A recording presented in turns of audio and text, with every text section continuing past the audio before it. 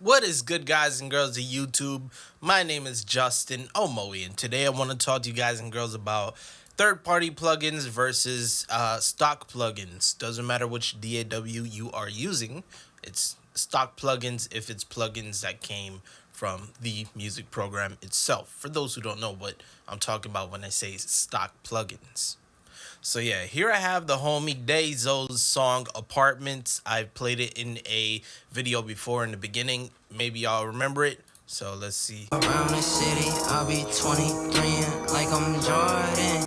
Y'all remember that? If not, then you're not watching my videos, man. Goddamn, show some support. You know what I'm saying? You'll see the homie Dazo's links in the description below, so go support him if you want to show some support. You know what I'm saying? And if you want your video featured on my channel, or like I did before, go ahead and come through to justinamoy.com. Get a song mixed and mastered. Doesn't matter if it's a quick one or if it's a full one. Just come through, show your support the boy. That's how I'm gonna, live. And yeah. So I have two inserts here. One is called lead vocals, which is basically all the third party ones I use for mixing and mastering for the homie in this song. And then I have FL's plugin, which is all these from FL Studio straight up. I did my best to make both of them sound exactly the same, copying parameters, and I'll go ahead and show y'all that right now. All right, so here we go. Here's the first plugin here, the Q10. You can see that I have these parameters set exactly right. Oh, hold on. There you go. Now that looks better. As you see, the first one has a 75 frequency. Over here, if you could see closely, it says 75. You can also look over here at the top left part. It'll say the numbers there. So here on this token, it is, let's see if I could, yeah, 75 right there. Cool, right? So yeah, 75. It's a cut off, so I have it cutting off, and I use my eyeball to determine the Q of it, basically. If I oops, wrong thing. If I want to be more precise, I guess, like so. Same thing with the rest of them. Minus 3.3 for this band, 163. Right here I have 163 minus 3.3. So yeah, you can see basically I've copied most of them to the best extent that I could. If it's not accurate, it's probably the frequencies. And over here I have three more bands, because let's be honest, if we could do mathematics in our head, 7 plus 3 equals 10, and we have 10 bands in this thing, so we had to use that. And I had to run 2 because 7 was a max. After that, I have a Mic Mod EFX plugin, which is from Antares, and honestly, you can't really emulate this with stock plugins. This is a more for, as you see here, a modeler. FL doesn't have that. If you want to model something, you gotta do a whole bunch of stuff. But the plugin afterwards, which is the Warm from Avox, is a tube saturation, and FL Studio does have a saturation in the form of Fruity Wave Shaper. If you go here, right click, and you'll see Fuzzy Saturator, also Soft Saturation, which is the one that I chose right there. This is Soft Saturization, and yeah, it pretty much gives the same type of feeling with it. And let me go ahead and just play them side by side for y'all with the plugins that are enabled. Maybe that would be more, cool. Oh yeah, my microphone's connected in there, so if I lose voice, my bad. This one right here, I'm gonna switch main lead from 11 to 12. 12 is gonna be the FL plugins, stock ones. 11 is gonna be the third party. So yeah, I'm gonna flip through them both. Let me go ahead and just make it look pretty. Around the city, I'll be 23 like I'm Jordan. And then with the FL, Around the city, I'll be 23 like I'm Jordan. Around the city, I'll be. So you could tell right off the bat. Let me put this on. You could tell right off the bat though that this 11 has more depth already, and possibly could be because of Mic Mod. Let's try it without the Mic Mod. Around the city, I'll be 23 like I'm Jordan.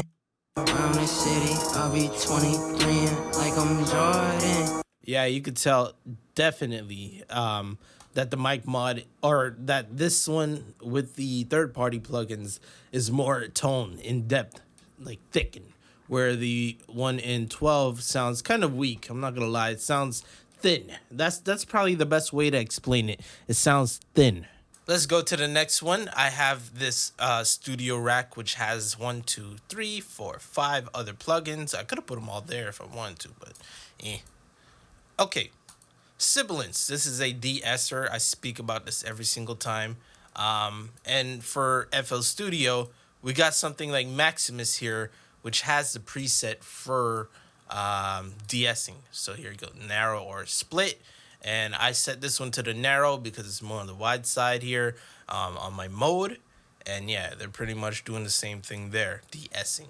And then right after we have SSL channel, which is this channel strip from Solid State Logic's, the SSL bundle in waves. I love this thing. This is like a staple you have to get. In my honest opinion.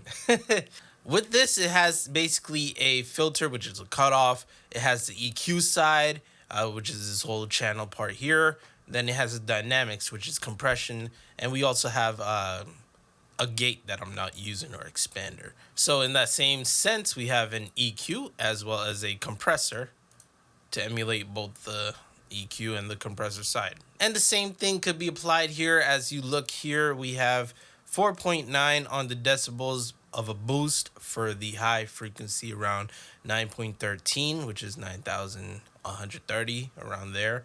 If I go to here, this is 4.9 gain at 9,127. It's around there, right? 9.13.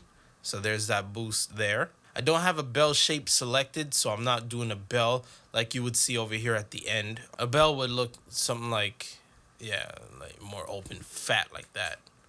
Think about cosine and all that statistic crap. Same scenario, 5.3, 4.6. We have 5.3, 4,600. 2.7, 1.5, 1.5 at 2.7 boost. And over here for these two, we have the peak, which is a Q in the same thing. And I have it applied here as well. This one's slightly bigger or slightly opener or whatever, wider. Yeah, makes sense. Cool. And then the bass side, we have a shelf down or a bell down. So it's 323. And yeah, there we go, 323, and I drop it by 6.1. And we do have that bell, like I said, right here, the bell. So yeah, if it's not a bell, it's looking like that. And we don't want that carrot. For the compression side, it is the same as well. You have 2.0 at around 15.3, 15.3, 2.0. And this gain, I am bringing down from here. Oh, hold on. Forgot to mention this, actually. The input over here is negative 3.4. And I basically put this on negative 3.4 here to accumulate for that input. That way, you know, the input and then the EQ applies and then the compression. If I were to add that negative in the compression, it wouldn't have worked the same way. So yeah, forgot to mention that. I'm sorry. But yeah. And like I was saying, negative 5.6, you can see negative 5.6 there. Boom. So that pretty much conquers the channel rack, the channel strip, which is probably the more complicated thing to understand. So yeah. The rest of it is a cakewalk. We have a Soundgoodizer for the brighter. There's a fatter plugin, which I did not include in the thing here. Why didn't I? Maybe because, I don't know, I don't need it. And lastly, we have the SSL compression, which this decibel system, I believe, is different from, you know, what we're using here, dB full scale, if I'm not mistaken. Either way, with the compressor, I just basically eared it off in the end and looked at the levels to make sure that they are given the same output. And yeah, and I gave the attack and release and all that the same little parameters there. Same story. Now, the biggest question you may be wondering is how it sounds and how would it sound in the song. Let's go ahead and, you know, thing it. So I'm going to do the same little pizzazz there. I'm going to alternate between 11 and 12. And we could see for ourselves, does third-party plugins have a big difference with stock plugins, and my opinion on it. So yeah, first with the stock plugins. Around the city, I'll be 23 like I'm Jordan. It's pretty good. And let me put on the reverb.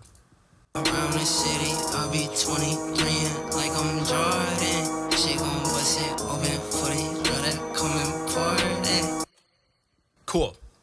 let's hear it with the 11 on. What is it there? Like that. Around the city, I'll be 23 like I'm Jordan. I'm gonna alternate between them now. Around the city, I'll be 23 like I'm around the city, I'll be 23 like I'm Jordan. Around the city, I'll be 23 like I'm Jordan. One more time. Around the Or actually, let me go over here. I think this is different. No, the same thing. Cool. all that apartments. Welcome all the demons to the party. She shaking for the paper, she heartless. Stock. All that apartments. Welcome all the demons to the party. She shaking for the paper, she heartless. She down for whatever, so we own it. All that apartments. Welcome all the demons to the party. She shaking for the paper, she all that apartments. Welcome all the demons to the party. So just like that, it pretty much sounds good as hell too. I'm not gonna lie, but if you have a good ear or you're listening carefully, you could tell that there is a big difference between 12 and 11, which is the stock plugins and then the third-party plugins. And the biggest characteristic, I believe I already said this word, is thin. It sounds thin, flat. Well, not flat, thin. Thin is the correct word to say.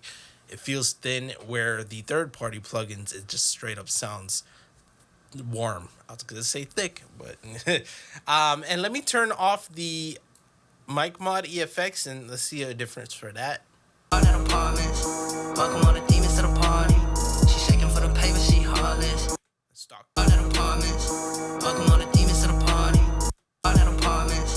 Welcome all the demons to the party. All that apartments.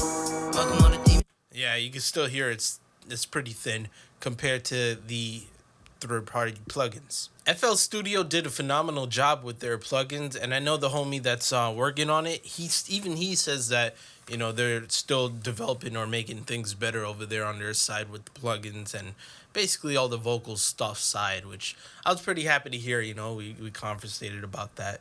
But third-party plugins have basically their you know, their, what's the word? Their main focus is those plugins, where FL Studio or Image Line is a company focused on the program, the bugs, what people say, people think, adjusting things, the plugins as well, like I said.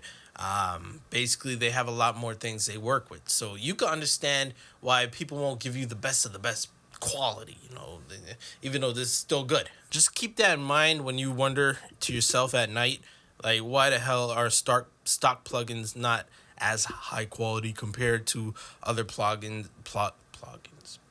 like Slate Digital, Waves, all them people, Isotope, I guess. I haven't heard from them that much myself, to be honest, but yeah. But there you have it, the difference between the third party and the stock plugins, even though the parameters are the same.